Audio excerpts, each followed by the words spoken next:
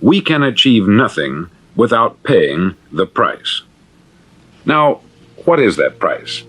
Well, it's many things. First, it's understanding emotionally, as well as intellectually, that we literally become what we think about, that we must control our thoughts if we're to control our lives.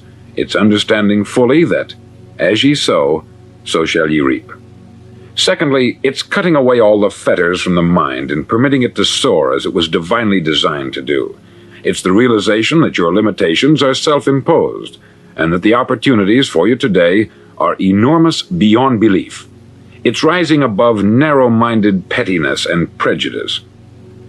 Thirdly, to use all your courage to force yourself to think positively on your own problem, to set a definite and clearly defined goal for yourself, to let your marvelous mind think about your goal from all possible angles, to let your imagination speculate freely upon many different possible solutions, to refuse to believe there are any circumstances sufficiently strong to defeat you in the accomplishment of your purpose, to act promptly and decisively when your course is clear, and to keep constantly aware of the fact that you are, at this moment, standing in the middle of your own acre of diamonds, as Russell Conwell used to point out.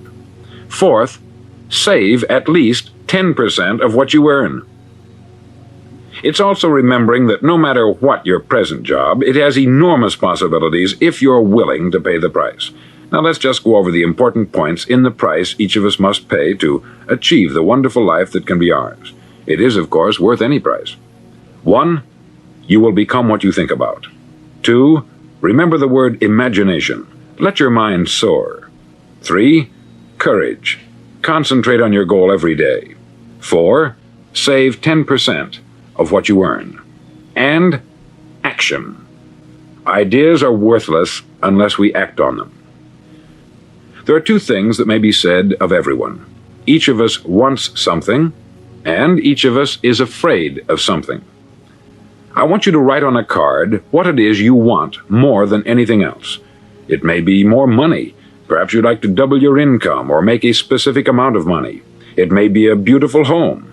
It may be success at your job. It may be a particular position in life. It could be a more harmonious family. Each of us wants something. Write down on your card specifically what it is that you want. Make sure it's a single goal and clearly defined. You needn't show it to anyone, but carry it with you so that you can look at it several times a day. Think about it in a cheerful, relaxed, positive way each morning when you get up, and immediately you have something to work for, something to get out of bed for, something to live for. Look at it every chance you get during the day and just before going to bed at night. As you look at it, remember that you must become what you think about, and since you're thinking about your goal, you realize that soon it will be yours. In fact, it's yours really the moment you write it down and begin to think about it.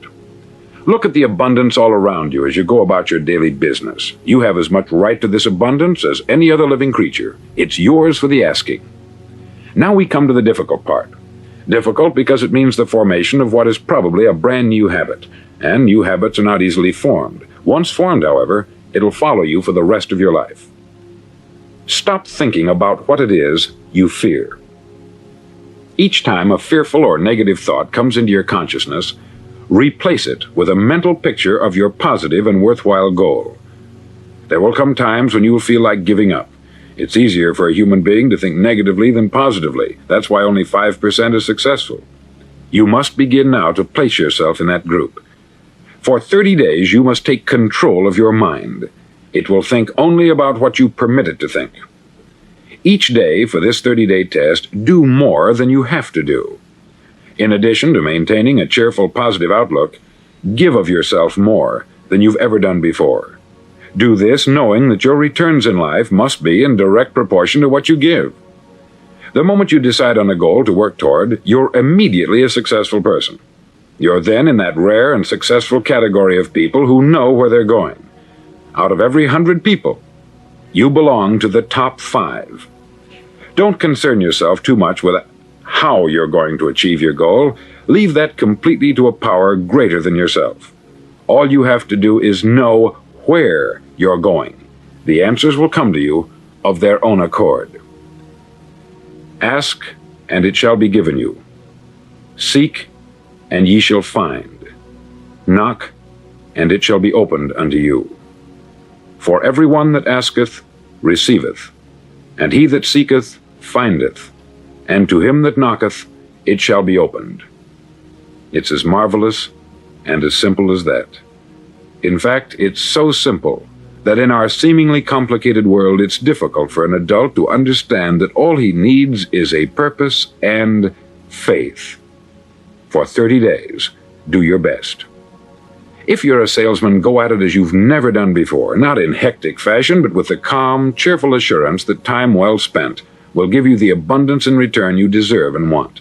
If you're a homemaker, devote your 30-day test to complete giving of yourself, without thinking about receiving anything in return, and you will be amazed at the difference it makes in your life.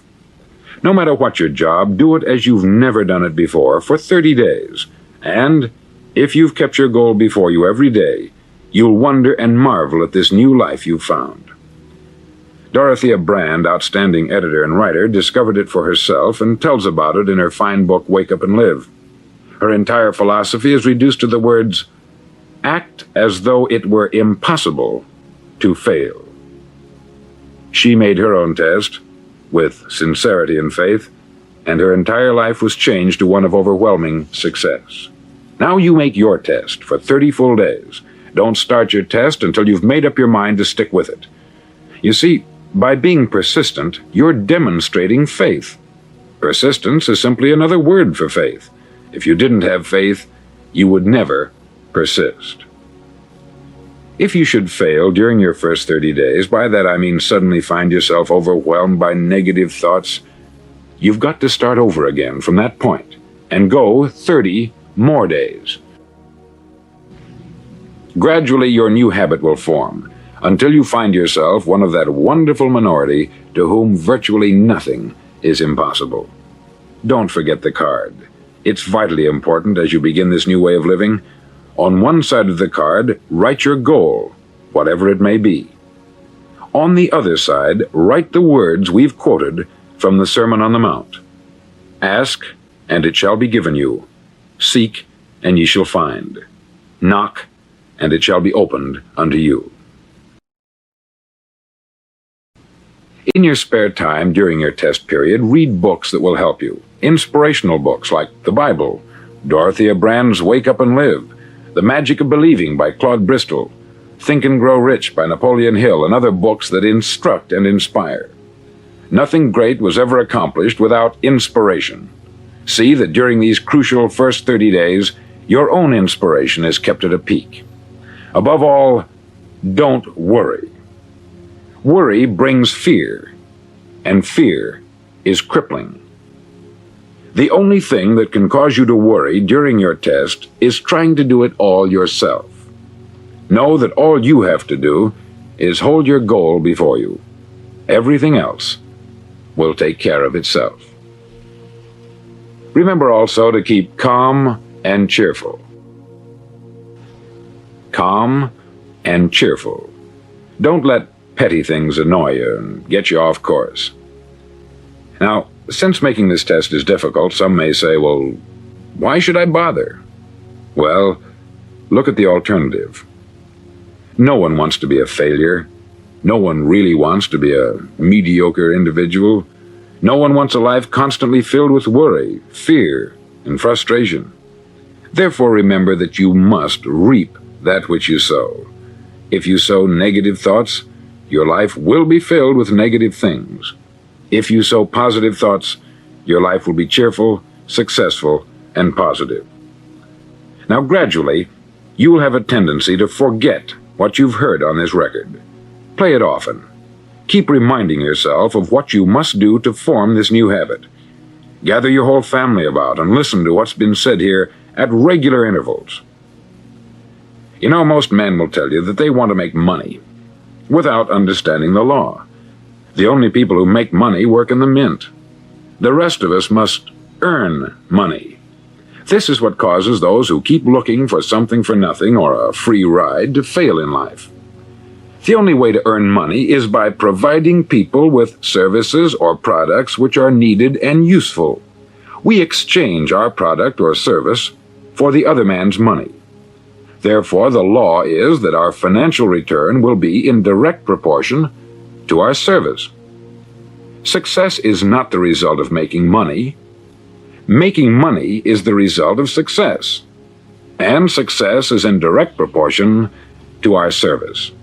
Most people have this law backwards. They believe that you're successful if you earn a lot of money. The truth is that you can only earn money after you're successful. It's like the story of the man who sat in front of the stove and said to it, "Give me heat, and then I'll add the wood." How many men and women do you know, or do you suppose there are today, who take the same attitude toward life? There are millions. We've got to put the fuel in before we can expect heat. Likewise, we've got to be of service first before we can expect money. Don't concern yourself with the money. Be of service. Build, work, dream, create. Do this, and you'll find there's no limit to the prosperity and abundance that will come to you. Prosperity is founded upon a law of mutual exchange. Any person who contributes to prosperity must prosper in turn himself. Sometimes the return will not come from those you serve, but it must come to you from someplace, for that is the law. For every action, there is an equal and opposite reaction. As you go daily through your 30-day test period, remember that your success will always be measured by the quality and quantity of service you render, and money is a yardstick for measuring this service. No man can get rich himself unless he enriches others. There are no exceptions to a law. You can drive down any street in America and from your car estimate the service that's being rendered by the people living on that street. Had you ever thought of this yardstick before? It's interesting. Some, like ministers and priests and other devoted people, measure their returns in the realm of the spiritual, but again, their returns are equal to their service. Once this law is fully understood, any thinking person can tell his own fortune. If he wants more, he must be of more service to those from whom he receives his return. If he wants less, he has only to reduce this service. This is the price you must pay for what you want. If you believe you can enrich yourself by deluding others, you can only end by deluding yourself. It may take some time, but just as surely as you breathe, you'll get back what you put out. Don't ever make the mistake of thinking you can avert this. It's impossible. The prisons and the streets where the lonely walk are filled with people who tried to make new laws just for themselves. We may avoid the laws of man, but there are greater laws that cannot be broken. An outstanding medical doctor recently pointed out 6 steps that will help you realize success. 1. Set yourself a definite goal. 2. Quit running yourself down. 3. Stop thinking of all the reasons why you cannot be successful, and instead, think of all the reasons why you can. 4. Trace your attitudes back through your childhood and try to discover where you first got the idea you couldn't be a success, if that's the way you've been thinking. 5. Change the image you have of yourself by writing out a description of the person you would like to be. And 6. Act the part of the successful person you have decided to become. The doctor who wrote those words is a noted West Coast psychiatrist, David Harold Fink, M.D. Do what all the experts since the dawn of recorded history have told you you must do. Pay the price by becoming the person you want to become. It's not nearly as difficult as living unsuccessfully. Make your 30-day test. Then repeat it. Then repeat it again. Each time it will become more a part of you until you'll wonder how you could ever have lived any other way. Live this new way, and the floodgates of abundance will open and pour over you more riches than you may have dreamed existed. Money? Yes, lots of it. But what's more important you'll have peace. You'll be in that wonderful minority who lead calm, cheerful, successful lives. Start today. You have nothing to lose, but you have a life to win.